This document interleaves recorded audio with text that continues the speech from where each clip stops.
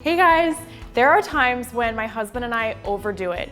Maybe some of us are eating both servings of dessert for two, maybe we're eating out too much, but regardless, we have to eat a little healthier. So this is one of the meals that I routinely make when we want to lighten things up. This is my recipe for egg roll bowls. It's all the flavors of an egg roll, but made in one skillet in just 15 minutes. It's so delicious, you have to try this recipe.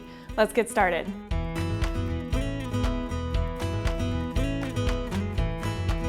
So the first thing we're gonna do is chop up some aromatics. For me, that's scallions, ginger, and garlic. But when it comes to the scallions, when we chop them, I wanna separate the white and the green.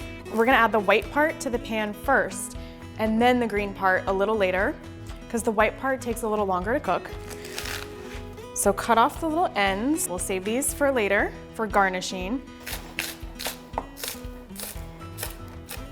Okay, so 4 scallions, then 4 cloves of garlic. I'm gonna run my knife through the garlic and just mince it nice and fine.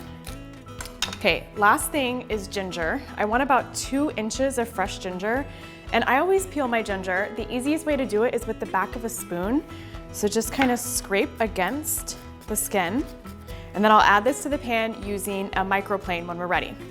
So now it's time to heat our skillet. I'm gonna turn it to medium-high, and I'm gonna add a tablespoon of avocado oil and let this heat.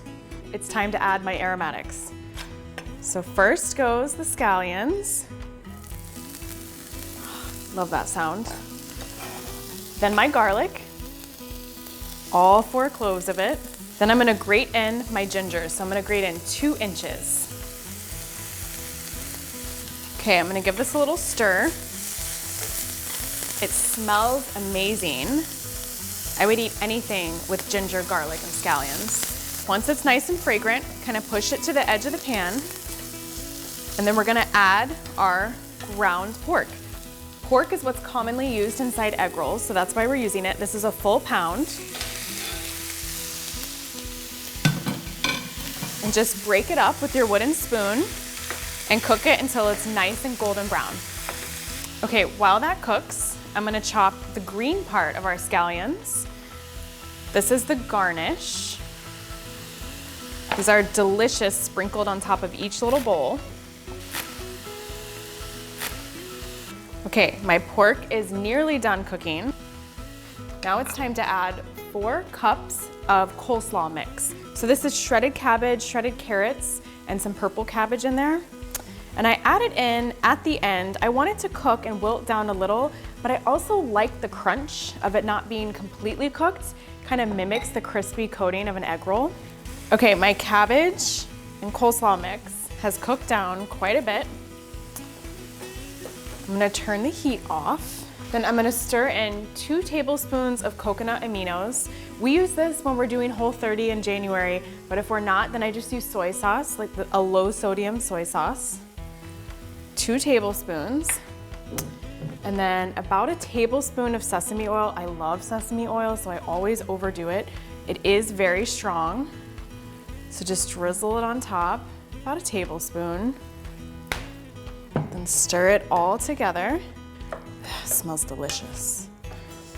Okay, then I'm gonna stir in the green parts of our scallion. We want these to stay nice and crispy. That's why we stir them in last. And we are ready to serve. Let me grab 2 bowls. Hey, Mr. Dessert for 2. It's ready. Little sesame seeds, and then cilantro. And then, give me my taste tester. Cheers. Cheers.